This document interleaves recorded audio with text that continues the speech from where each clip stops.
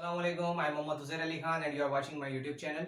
आज के वीडियो में हम डिस्टेंस और डिस्प्लेसमेंट इन डिटेल कॉन्सेप्ट्स के साथ डिस्कस करने वाले हैं और आफ्टर द टॉपिक हमने कुछ इंटरेस्टिंग एमसीक्यूज भी करने हैं। सो इस पूरी वीडियो को आपने ध्यान से एंड तक देखना है ताकि हर एक बात आपको क्लियर हो सके about distance and displacement. So let's start from the distance. Distance क्या होता है? फॉर एग्जाम्पल मान लें कि एक बॉडी है जो कि एक पॉइंट ए है, उस पॉइंट ए से चलना शुरू हुई और चलते चलते चलते चलते वो एक पॉइंट बी पर पहुंची। आप अपनी स्क्रीन पे देख रहे होगे, पॉइंट ए से पॉइंट बी तक उसने मूव करते हुए जो भी लेंथ कवर की है दैट इज 3.9 किलोमीटर। तो ये जो लेंथ है जो इसने पॉइंट ए से पॉइंट बी तक कवर की है, इस लेंथ को हम क्या कहते हैं? डिस्टेंस। सो मैं डिस्टेंस की डेफिनेशन लिख सकता हूं,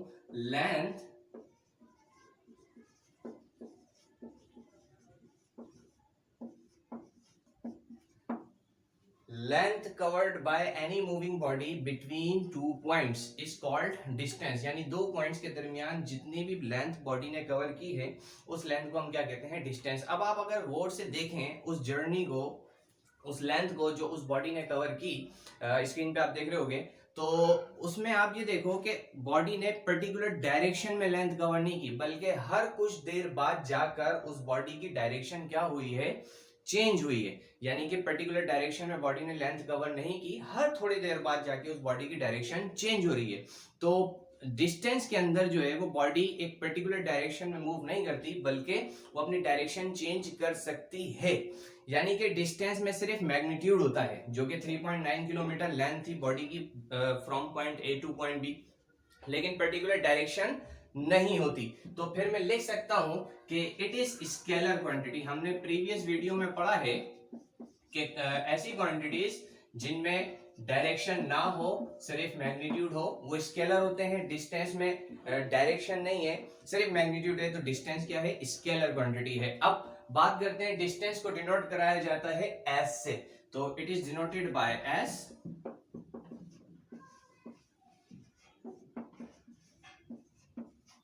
साथ साथ अगर मैं इसके यूनिट की बात करूं तो डिस्टेंस क्या है? डिस्टेंस लेंथ है, जो लेंथ बॉडी ने कवर की। तो लेंथ है अगर, तो डिस्टेंस का एसआई यूनिट भी क्या होगा? मीटर। तो मैं लिख सकता हूं it's SI unit is metre. ठीक हो गया?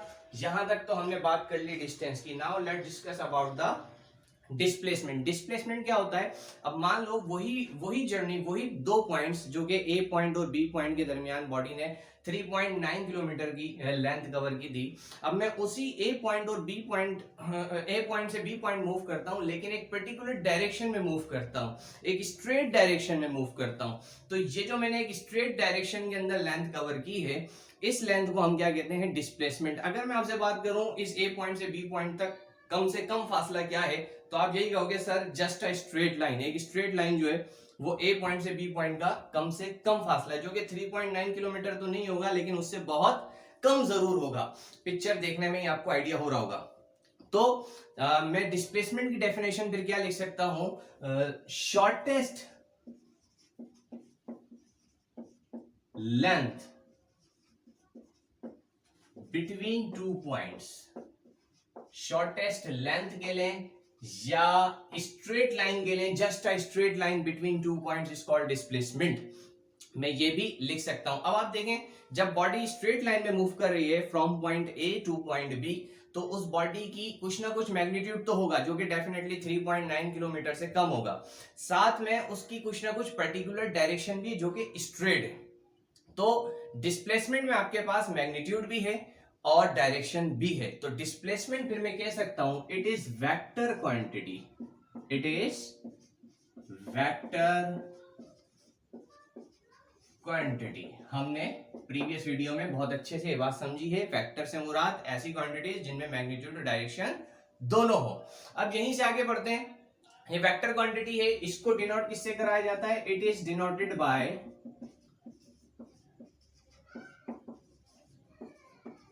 एस पे एरो हेड, जो भी वेक्टर होता है, जो भी वेक्टर क्वांटिटी होती है उसके ऊपर आप एरो हेड लगाते हो, तो इसलिए मैंने एस पे क्या लगाया, एरो हेड। अगर एस पे एरो हेड लगाया आप समझ जाएंगे ये डिस्प्लेसमेंट है, और अगर एरो नहीं लगा तो समझ जाएंगे ये डिस्टेंस है। ठीक हो गया।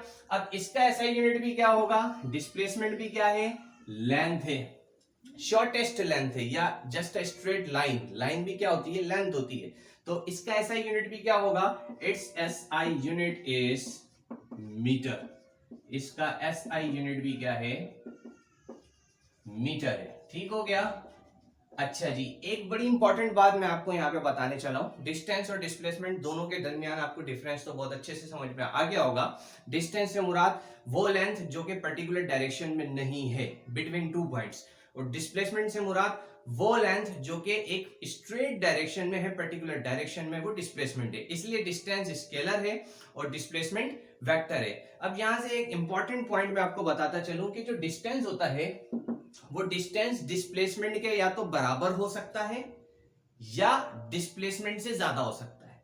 डिस्प्लेसमेंट से कम कभी भी नहीं हो सकता। जैसे कि हमने उस पिक्चर में देखा कि डिस्टेंस हमारा 3.9 किलोमीटर था, लेकिन जब बॉडी स्ट्रेट डायरेक्शन में मूव की तो डेफिनेटली 3.9 से कुछ ना कुछ कम जरूर होगा, ज्यादा नहीं होगा। तो डिस्टेंस और डिस्प्लेसमेंट इन दोनों के दरमियान ये एक इक्वेशन में आपको लिख रहा हूं कि डिस्टेंस जो है वो ज्यादा हो सकता है या बराबर हो सकता है डिस्प्लेसमेंट के, यानी कि डिस्टेंस कभी भी डिस्प्लेसमेंट से कम नहीं हो सकता, अलबत्ता ज्यादा जरूर हो सकता है। और इस बात को हम अपने आने वाले जो एमसीक्यूज हमने अभी डिस्कस करने उसमें जरूर डिस्कस करेंगे। न्यूमेरिकल डिस्कस करते हैं। So the question is, a body moves 4 kilometre east and then it moves 3 kilometer to north, find the distance and displacement covered by the body। कह रहा है एक बॉडी है जो कि 4 किलोमीटर ईस्ट की तरफ गई, फिर 3 किलोमीटर नॉर्थ की तरफ गई।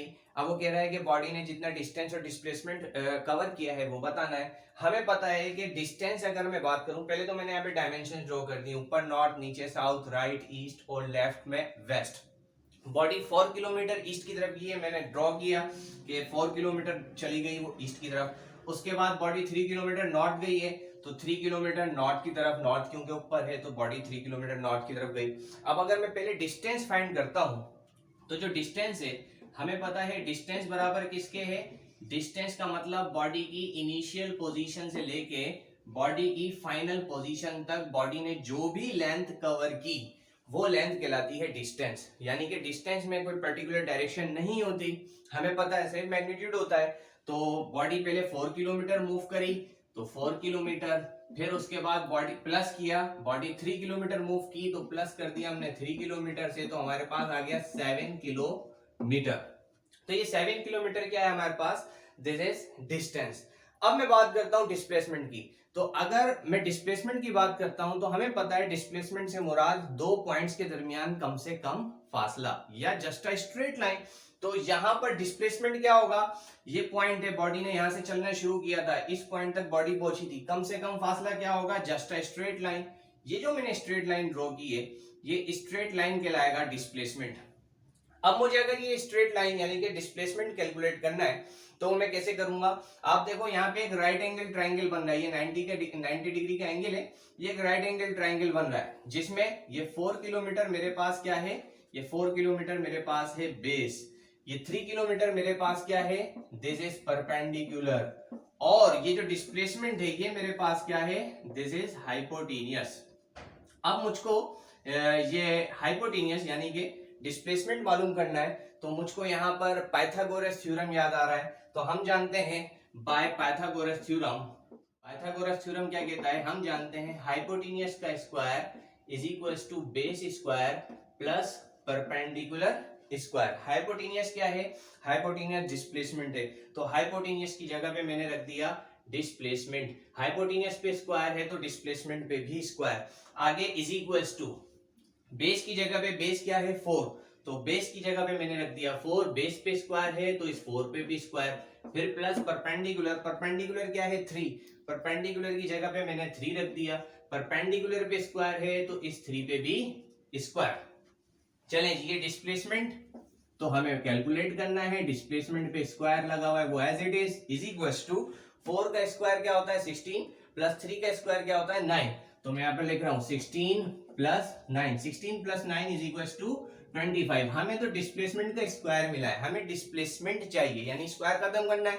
सो taking square root both side, तो डिस्प्लेसमेंट पे स्क्वायर इज इक्वल टू 25 पे बी स्क्वायर रूट, डिस्प्लेसमेंट पे बी स्क्वायर रूट। अच्छा जी, अब क्या हो रहा है, स्क्वायर से स्क्वायर रूट कैंसिल, डिस्प्लेसमेंट बाहर इज इक्वल टू 25 का स्क्वायर रूट लिया आपने, क्या आया 5, यानी कि 5 किलोमीटर आपका क्या होगा डिस्प्लेसमेंट, और 7 किलोमीटर आपका क्या था डिस्टेंस। यहां पे भी आप देखो कि जो डिस्टेंस है वो ज्यादा है डिस्प्लेसमेंट से, यानी कि distance is greater than displacement. Now let's discuss the second question. Question is, a body covers half of a circle. Find the distance and displacement covered by the body. कह रहा है एक बॉडी है जिसने एक सर्किल का half cover किया है। मान लो ये पॉइंट है, बॉडी इस पॉइंट से चलना शुरू हुई और चलते चलते चलते चलते बॉडी इस पॉइंट पर आ गई। ये सर्किल का हाफ है जो कि बॉडी ने कवर किया है। कह रहा है बॉडी ने कितना डिस्टेंस कवर किया ये बताओ, और इसका डिस्प्लेसमेंट क्या होगा ये भी आपने बताना है। चले डिस्टेंस के पहले कैलकुलेट कर लेते हैं। फाइंडिंग डिस्टेंस, डिस्टेंस के लिए मैंने एस लिखा है, ठीक है जी। अच्छा, अगर ये बॉडी मिसाल के तौर पे कंप्लीट सर्किल कवर करती, कंप्लीट, तो हमें पता है कि सर्किल की बाउंड्री की जो लेंथ होती है, मिसाल के तौर पे बॉडी यहां से चलना शुरू हुई और वापस यहां तक आ गई, तो ये जो सर्किल की बाउंड्री की लेंथ है ये लेंथ कहलाती है सरकमफेरेंस ऑफ अ सर्किल, ठीक है जी। तो अगर बॉडी कंप्लीट सर्किल कवर करती तो जो डिस्टेंस होता वो होता सरकमफेरेंस ऑफ अ सर्किल, तो S is equal to C। और थोड़ा सा बड़ा करके लिख देता हूं कि जो डिस्टेंस होता वो बराबर होता सरकमफेरेंस ऑफ अ सर्किल के।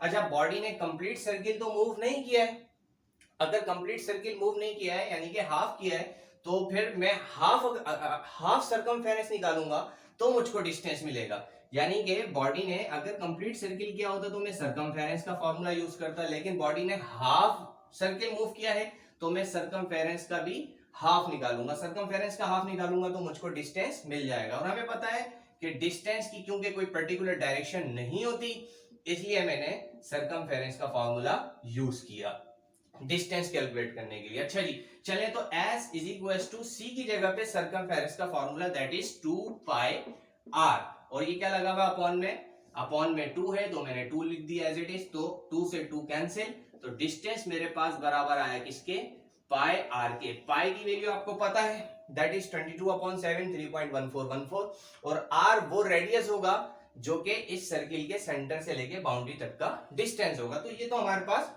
डिस्टेंस आ गया, डिस्टेंस बराबर किसका आया पाई r के। अब हम बात करते हैं डिस्प्लेसमेंट की। हमें पता है डिस्प्लेसमेंट क्या होता है, एक पॉइंट से दो पॉइंट का कम से कम फासला या जस्ट अ स्ट्रेट लाइन, यानी कि इस पॉइंट से मैं अगर स्ट्रेट मूव करूंगा तो ये जो स्ट्रेट लाइन है ये स्ट्रेट लाइन मेरी क्या कहलाएगी डिस्प्लेसमेंट। तो अगर मैं डिस्प्लेसमेंट कैलकुलेट करना चाहता हूं तो मुझको ये स्ट्रेट लाइन जितनी भी है वो पता होनी चाहिए। अब हमें पता है सर्किल की बाउंड्री से लेके सर्किल के सेंटर तक का जो डिस्टेंस होता है दैट इज r, इस पॉइंट से लेके सेंटर तक r, फिर सेंटर से लेके वापस सर्किल की बाउंड्री तक का जो डिस्टेंस है अगेन r, तो इस पॉइंट से इस पॉइंट तक कितने r हो गए 2r। तो जो डिस्प्लेसमेंट होगा वो डिस्प्लेसमेंट बराबर किसके होगा r plus r, so the displacement is 2r। तो यहां से हमें बॉडी का डिस्प्लेसमेंट मालूम होगा। Now let's discuss the third MCQ, third question. Let's discuss the question number 3. A body completes a rotation in a circular path. Find the distance and displacement covered by the body. कह रहा है एक body है जिसने एक rotation complete की है अपनी सर्कुलर पाथ में। मान लो कि बॉडी इस पॉइंट से चलना शुरू हुई और अपनी एक कंप्लीट रोटेशन की, वापस इसी पॉइंट पे आ गई, सर्कुलर पाथ में उसने कंप्लीट रोटेशन की।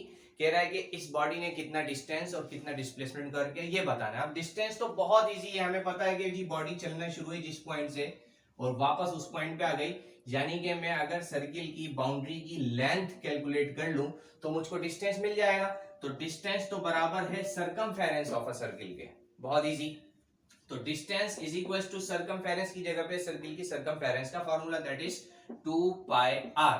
तो मेरे को डिस्टेंस मिल गया that is equal to 2 pi R. Distance is equal to 2 pi R. कैसे? क्योंकि बॉडी ने एक सर्किल में कंप्लीट रोटेशन की है, तो सर्किल के जिस पॉइंट से बॉडी चलना शुरू हुई हम लेंथ कैलकुलेट करेंगे वापस उस पॉइंट तक, तो वो लेंथ सर्किल की सरकमफेरेंस कहलाती है। इसलिए डिस्टेंस तो बहुत इजीली कैलकुलेट हुआ। अब बात करते हैं डिस्प्लेसमेंट की। डिस्प्लेसमेंट की जब बात आती है तो आप देखो ये बॉडी जिस पॉइंट से चलना शुरू है इसकी इनिशियल पोजीशन ये पॉइंट है, वापस घूमकर इसी पॉइंट पे आ गई, यानी कि फाइनल पोजीशन भी यही पॉइंट हो गया। तो जब कोई भी बॉडी ऐसे ऐसे पाथ में मूव करे जो कि क्लोज्ड पाथ हो, इस पाथ को हम कहते हैं क्लोज्ड पाथ। क्लोज्ड पाथ से मुराद जिसकी इनिशियल पोजीशन जो है वो बराबर हो फाइनल पोजीशन के, यानी कि बॉडी जिस पॉइंट से चलना शुरू हुई वापस घूम के उसी पॉइंट पे आ जाए, तो उस पाथ को क्लोज्ड पाथ कहते हैं। जरूरी नहीं है वो सर्किल हो सकता है वो स्क्वायर हो सकता है वो रेक्टेंगल हो तो वो कुछ भी हो सकता है, बस क्लोज्ड पाथ होना चाहिए। तो अगर बॉडी क्लोज्ड पाथ में मूव करती है तो उसका डिस्प्लेसमेंट हमेशा क्या होता है, याद रखना, जीरो होता है। इसका एमसीक्यू भी आ सकता है, तो इसलिए आपको याद होना चाहिए कि distance is never ever zero but displacement can be zero in a closed path। याद रखिएगा डिस्टेंस कभी जीरो नहीं हो सकता, लेकिन क्लोज्ड पाथ अगर होगा तो डिस्प्लेसमेंट जीरो हो सकता है और जीरो होता है। क्या आपको यहां तक क्लियर है? एक और क्वेश्चन करते हैं इसी तरह का, ताकि मजीद आपको ये क्लियर हो कि डिस्टेंस जीरो नहीं हो सकता लेकिन डिस्प्लेसमेंट जीरो हो सकता है। So let's start. The question is A body moves 5 kilometre to east. एक बॉडी है जो कि 5 किलोमीटर ईस्ट की तरफ मूव की, मैंने ड्रॉ कर दिया 5 किलोमीटर ईस्ट की तरफ। Then it takes U turn, फिर उस बॉडी ने क्या किया, यू टर्न लिया, चलो जी ले लिया, एंड मूव्स 5 किलोमीटर बैक, और उसके बाद वो बॉडी 5 किलोमीटर बैक मूव करती है। Find the distance and displacement covered by the body. कह रहा है बॉडी ने कितना डिस्टेंस कवर किया, कितना डिस्प्लेसमेंट किया, वो बताना है। सिंपल। अब डिस्टेंस के लिए तो हमें पता है इनिशियल पोजीशन ये रही, फाइनल पोजीशन ये रही, इनिशियल पोजीशन से लेके फाइनल पोजीशन तक की लेंथ कहलाती है डिस्टेंस। तो हमने कहा डिस्टेंस बराबर किसके होगा, पहले बॉडी 5 किलोमीटर ईस्ट की तरफ गई 5 किलोमीटर, फिर प्लस करेंगे बॉडी कहां 5 किलोमीटर वेस्ट की तरफ आई है अपोजिट डायरेक्शन में, तो प्लस 5 किलोमीटर, तो डिस्टेंस मेरे पास क्या आ गया टोटल 10 किलोमीटर। डिस्टेंस तो मुझको इजीली कैलकुलेट हो गया। अब बात करते हैं डिस्प्लेसमेंट की। तो जब हम डिस्प्लेसमेंट मालूम करते हैं इसमें, तो अब देखो डिस्प्लेसमेंट हमने पढ़ा है, displacement is a vector quantity, यानी कि डिस्प्लेसमेंट में मैग्नीट्यूड और डायरेक्शन दोनों चीजें होती हैं। तो पहले बॉडी मूव करी 5 किलोमीटर ईस्ट की तरफ, ठीक है, तो मैंने कहा डिस्प्लेसमेंट में बॉडी 5 किलोमीटर कहां मूव करी जी, ईस्ट की तरफ मूव करी। उसके बाद बॉडी ने क्या लिया, यू टर्न लिया, and then it move back to again 5 kilometre, और वापस उसी पोजीशन पे आ गई। आप देखें जिस पोजीशन से बॉडी ने चलना स्टार्ट किया था। अब जो नेक्स्ट 5 किलोमीटर बॉडी ने कवर किया है वो अपोजिट डायरेक्शन में किया है। तो अपोजिट डायरेक्शन की वजह से, क्योंकि हमें पता है जब भी वेक्टर्स अपोजिट डायरेक्शन में होते हैं तो ऐड नहीं बल्कि सब्ट्रैक्ट होते हैं, तो अपोजिट डायरेक्शन की वजह से इस 5 किलोमीटर के साथ मैं यूज करूंगा माइनस 5 किलोमीटर। माइनस साइन मैंने क्यों यूज किया, क्योंकि अगला 5 किलोमीटर अपोजिट डायरेक्शन में था, तो इस वजह से मैंने ये माइनस साइन यूज किया। अब देखो 5 किलोमीटर से 5 किलोमीटर हो गया कैंसिल, तो मेरे पास डिस्प्लेसमेंट क्या आया, जीरो आया। आपको पता है ये डिस्प्लेसमेंट जीरो क्यों आया, प्रीवियस क्वेश्चन में हम डिस्कस कर चुके हैं कि क्लोज्ड लूप होगा। क्लोज्ड लूप से मुराद, क्लोज्ड पाथ से मुराद कि बॉडी जिस पॉइंट से चलना शुरू हुई वापस उस पॉइंट पर अगर होगी तो डिस्प्लेसमेंट हमेशा जीरो होगा। तो यहां पर भी यही वजह है डिस्प्लेसमेंट के जीरो होने की, बॉडी जिस पॉइंट से चली थी वापस उसी पॉइंट पर आई। तो जो क्लोज्ड पाथ होता है उस क्लोज्ड पाथ का डिस्टेंस कभी भी जीरो नहीं होगा, लेकिन डिस्प्लेसमेंट जीरो हो सकता है और होगा क्लोज्ड पाथ में। आई होप कि आपका डिस्टेंस और डिस्प्लेसमेंट से रिलेटेड बहुत बेसिक कॉन्सेप्ट्स क्लियर हुए, कुछ हमने इंटरेस्टिंग न्यूमेरिकल सॉल्व की वो भी क्लियर हुई। फिर भी कहीं कोई कंफ्यूजन है, कोई क्वेश्चन है, आप मुझसे पूछ सकते हैं कमेंट बॉक्स में। अपना बहुत बहुत ख्याल रखिएगा। अल्लाह हाफिज।